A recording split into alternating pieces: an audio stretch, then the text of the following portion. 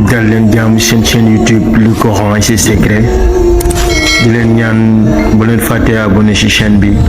bës ci cloche notification bi bu ko defee vidéo bu ñu dugal rek ngeen bokk ci ñu koy njëkk jot yal na yàlla def jàmm wasalaam. ni ki nga xam ne tey jii bu la yàlla nattoo woon soxna su bon soxla su bon dafay sànq sa diine waxoon naa ko keroog mbaax gim la fekkoon tedd nga jim la fekkoon ak jaxasoo gi ak nit ñim la fekkoon loola daf koy rocc ci yow ba mu jeex tàkk moo tax des fois nga gis ku takk soxna soppeeku ñu naan lu tax mu soppeeku moom nii la meloon moom kat dafa baaxoon moom bu daan romb day nuyoo moom da daan lii moom da daan nangam ak nangam ak nangam fekk ndekete dafa takk soxna su bon moo tax mu def ci moom jikko ju bon kon loolu mat a bàyyi xel la. léegi nag kon ñu bëgg a xam le ne soxna su baax Assane moo gën lépp ci àddina ginnaaw ragal yàlla waaw soxna su baax laa ne ginnaaw ragal yàlla ginnaaw taqwa mooy li gën ci kaw suuf lu ko gën a tedd ci kaw suuf soxna su baax amul waaw yonent bi sallallahu alayhi wa sallam moo ko waxal boppam nee na mastafaadal mu'minu ba'da taqwallahi xasa wa jalla xayran min zawjatin in amaraha ataahathu wa in nazara ilayha sarratu wa in aqsama alayha barratu wa in xaaba anha nasahathu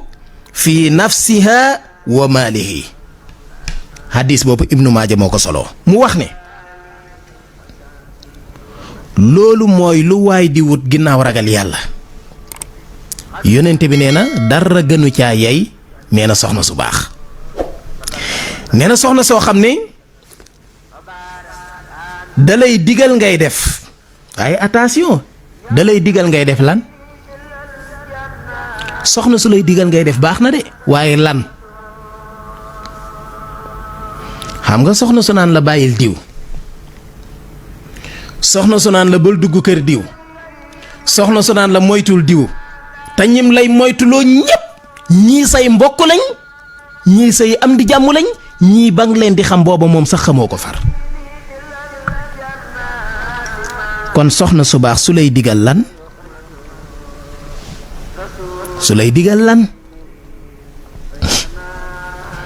parce que soxna su baax su lay digal dafa am côté bu positif am côté bu négatif bu dee côté bu négatif bi mooy soxna soo xam ne daf lay digal lu bon li ma wax léegi wala di la xëcc di la yóbbu ci lu bon wala muy dox sa digganteeg say nit wala muy dox sa digganteeg ñu baax ñi soxna soo xam ne day ñëw fekk kër gi yépp ànd doon benn mu ñëw tasaare kër gi détaché ko nii ku nekk jaar fenn soxna soo xam ne dalay fekk ci sa jàmm ñëw génne la ci néegub jàmm dugal la ci néegub ay soxna soo xam ne danga ciy dugg di réccu naan aka neexoon ma bañoon a takk soxna musiba la ci góor musiba la ci jigéen soxna soo xam ne danga koy takk ba noppi toog yow màtt sa baaram wi cax naan aka neexoon ma bañ a takk soxna lu ko waral mooy jikkoom ju bon joo xam ne moom la indaale sa kër moo tax yonent bi alayhi salaatu wasalaam ne kon nee na takkal soxna soo xam ne daf lay digal lu baax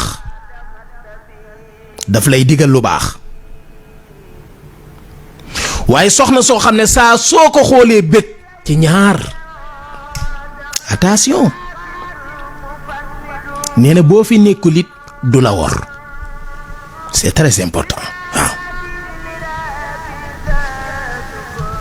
kon Assane dèjà ñetti tomb taxaw na tomb bu njëkk bi mooy soxna soo xam ne dafay baax moom ba di la sóob ci lu baax ñaareel boo xam ne soxna soo xam ne danga koy xool di bég ci ñaari anam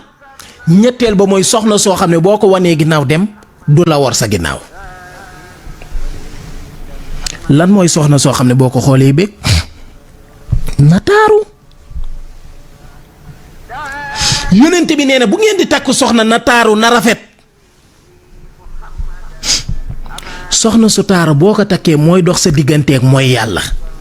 mooy dox sa digganteeg nga wan ko ginnaaw dem di séq ak yeneen jigéen. parce que lu tax mooy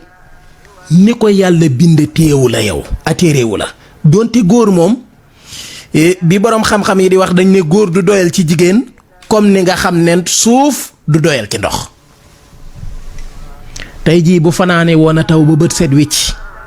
boo xëyee balaa 10 heures a jot day mel ni ma sa taw ndax suuf si day naan ndox mépp di xaar leneen lu ñëw bam naan ko. moo tax góor yi du ma sa doyal ci jigéen waaw.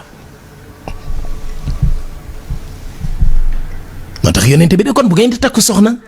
nee na takk leen soxna sos dana taaru ba boo ko xoolee rek bég. nee na saa soo ko xoolee bu sa bët dalee ci moom boo xoolee geneen jigéen du la saf dara waaw. waaye takk soxna soo xam ni da ngay wëlbati ko wan ko ginnaaw boo génnee jigéen joo gis mu yóbbu saw fit wala jigéen joo gis ci moom loo bàyyiwut ci sa soxna.